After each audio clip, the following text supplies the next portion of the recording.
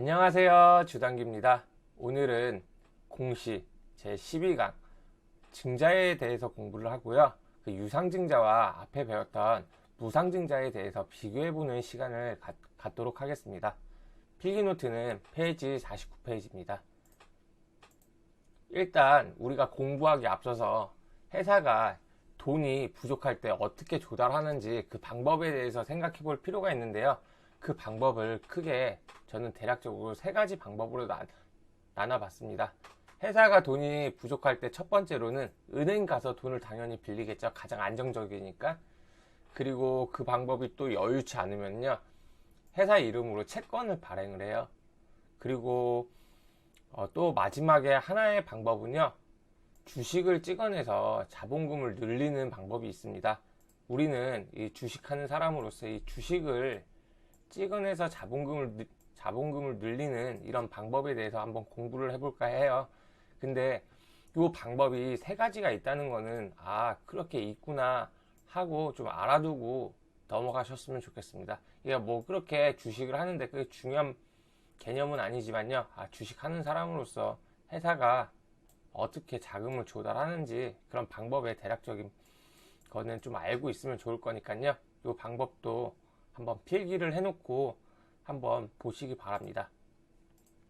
그러면은 우리는 증자에 대해서 먼저 알아보겠습니다. 이 증자라는 뜻은 주식 수를 증가시킨다는 것이거든요. 증가시킨다의 증자로 생각하시면 돼요. 증가시킨다, 증자, 이렇게. 증자를 시킨다는 것은 주식의 가치를 계속 떨어뜨리기 때문에 굉장히 좋지 않게 표현을, 이런 영향이 나타나는 경우가 많아요. 주식의 가치를 계속 떨어뜨려 준다, 주식의 수가 증가되면은. 항상 제가 예를 들고 있는데요, 오늘은 석유를 예로 한번 들어볼게요. 세계에 석유가 나오는 곳이 10군데가 있다고 가정을 했을 때, 이 10군데보다 어느 나라에서 2군데가 플러스 2군데가 더 발견이 돼가지고 총 석유를 생산할 수 있는 곳이 12곳이 됐어요. 이 기존에 10곳이 있었을 때보다 이 12곳이 됐을 때 석유값이, 우리 기름값이 어떻게 되겠어요? 더 상승하지 않을까요? 그쵸? 근데 반대로 여기가 8곳이었는데 반대로 여기가 2곳이 줄어들어 가지고요 8곳이 됐다고 생각을 해볼게요. 그럼 어떻게 되겠어요? 반대로 석유값이 올라가겠죠. 그만큼 이렇게 주식이 증가한다고, 이렇게 이 석유가 나오는 곳을 주식이 증가하는 거랑 똑같이 대입을 해서 생각을 해보면은, 주식이 10주 있던 주식이 12주가 되면요, 그만큼 가치가 떨어지게 되는 거예요. 그래서 주가에 좋지 않은 영향을 끼친다, 이렇게 생각을 하고 개념을 정리를 하고 넘어가셔야 돼요. 이 증자라는 개념이 굉장히 쉬운 개념인데요, 이 개념을 잡고 있지 않는 사람들이 참 많아요. 그래서 이 증자의 개념을 좀 다시 확실하게 이해를 하고 넘어갔으면 좋겠습니다. 주식이 수가 증가되니까 주식의 가치가 떨어진다, 주가에 영향이 좋지가 않구나, 이렇게 정리를 하고 넘어가겠습니다. 우리가 오늘 배울 거는 앞전 시간에 무상증자를 배웠는데요, 오늘에는 유상증자를 배우겠습니다. 무상증자는 굉장히 좋은 거라고 우리가 배웠어요. 근데 이 유상증자는 굉장히 부정적인 공시 중에 하나예요. 이 유상증자는 이렇게 정리를 해놨어요. 회사가 신규 사업 또는 M&A 등 필요한 자금이 부족하면은 투자 자금을 받아서 주식을 증자를 해서 자금을 조달받는 그런 행위이다, 이렇게 정리를 해놨는데요. 솔직히 이 설명만 보고 우리는 무슨 뜻인지 모르잖아요. 그래가지고 제가 또 알기 쉽게 또 풀이를 해 드릴게요. 우리는 이 유상이란 글자랑 증자란 글자를 나눠서 볼 필요가 있어요. 이 유상은 무슨 뜻이냐? 이 유상은 돈을 받고라는, 이렇게 돈을 받고라는 단어로 우리가 바꿔서 생각을 할 수 있어요. 돈을 받고, 그럼 증자가 뭐였죠? 주식의 수를 증가시키는 거죠. 주식의 수를 늘리겠다 이러는 거예요. 그러니까 좀 더 풀어서 설명을 하자면은, 회사에서 증자를 해요. 주식의 수를 늘리는데, 그 늘린 주식에 대해서 돈을 받고 판다는 거예요. 이해되셨어요? 왜? 회사에 그만큼 자금이 부족하니까 우리가 돈을 은행에서도 못 빌렸다. 그러니까 은행에서 빌리기가 좀 그렇다. 이래가지고 우리가 돈이 필요한데 어디서 끌어올까 이런 생각을 하다가 주식을 더 발행하는 거예요. 주식을, 돈이 없어서 증자, 주식을 더 발행을 하는데, 그거를 유상, 돈을 받고 팔겠다 이런 뜻이에요. 그래가지고 유상증자는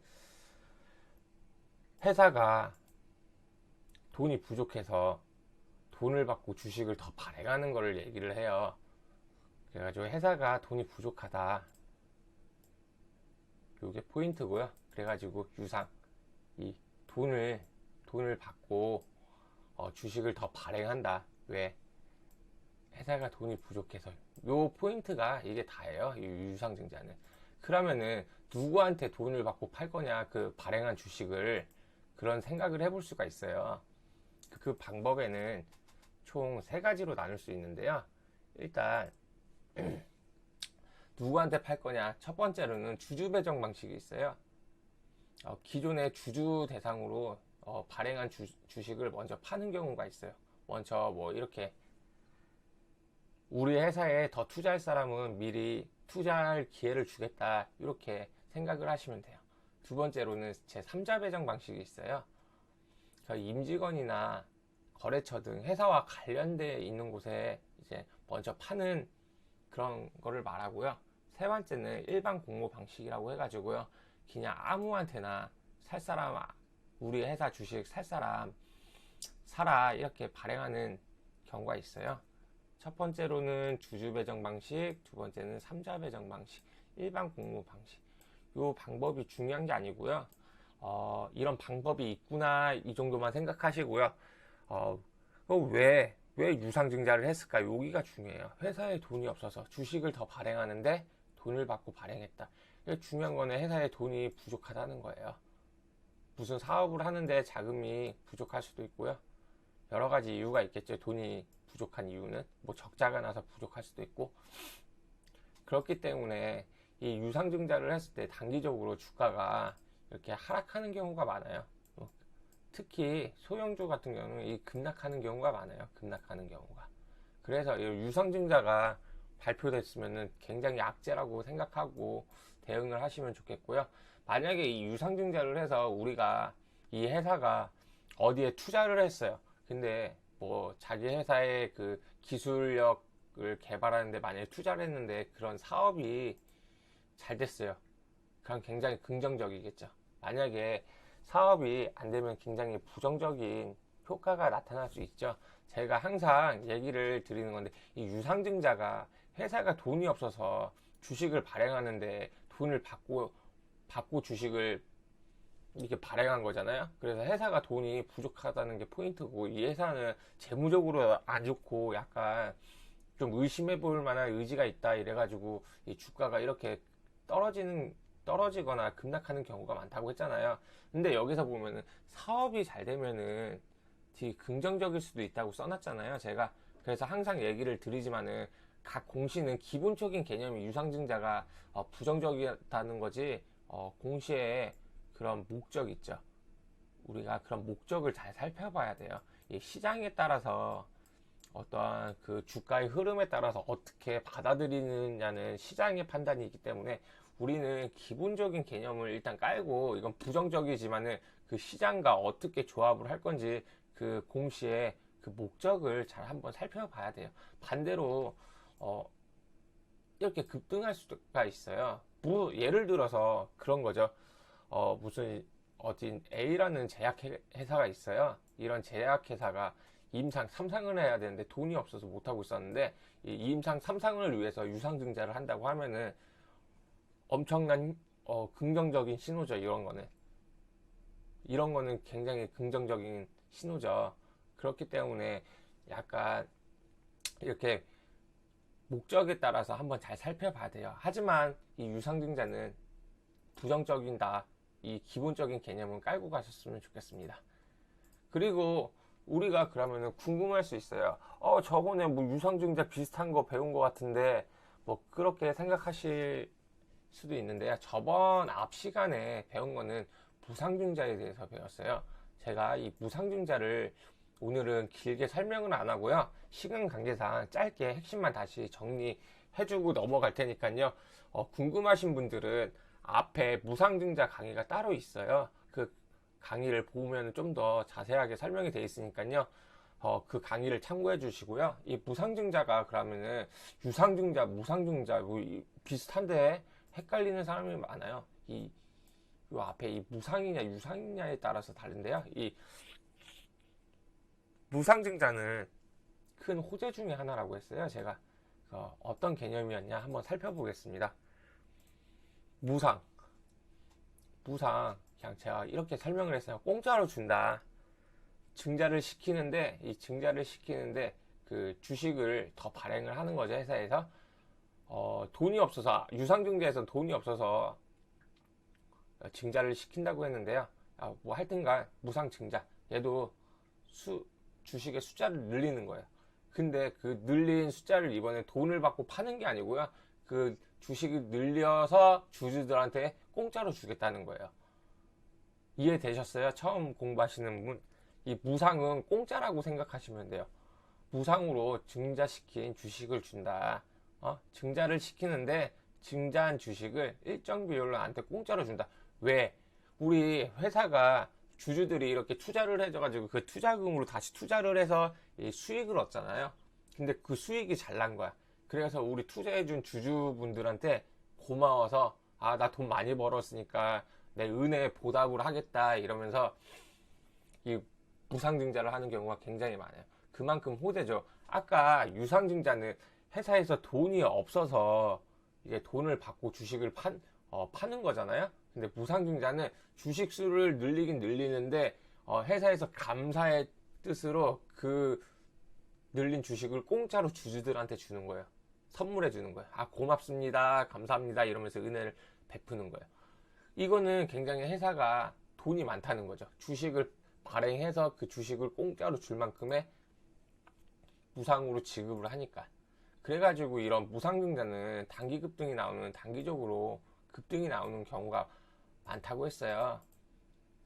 그래가지고 재무가 튼튼하다 이렇게 정리를 하고 넘어갔어요. 그러니까 다시 한번 정리를 하자면요. 마지막으로 정리를 하겠습니다. 무상증자랑 유상증자는 구분해서 볼 필요가 있다. 둘 다 주식의 수를 증가시키는 건데 이 무상증자는 회사가 자금이 풍부해서 재무 상태가 좋아서 주주들한테 감사의 의미로, 은혜를 갚는다는 의미로 주식을 더 발행을 해서 감사의 의미로 이 주주들한테 공짜로 주는 거다. 왜? 회사에 돈이 넉넉하게 있기 때문에. 반대로 유상증자는 회사에서 주식을 똑같이 발행을 하는데, 늘려가지고 발행을 하는데 돈이 없기 때문에 주주들한테 돈을 받고 그걸 팔겠다. 왜? 돈이 없기 때문에. 이 차이입니다. 그래서 유상증자를 하는 기업들은 재무가 안 좋기 때문에 주가가 급락할 가능성이 크고요. 무상증자를 하는 그런 기업은 재무가 좋기 때문에 단기 급등이 나올 수 있습니다. 이렇게 정리하고 넘어가셨으면 좋겠습니다. 오늘 강의 여기서 마치겠습니다. 감사합니다.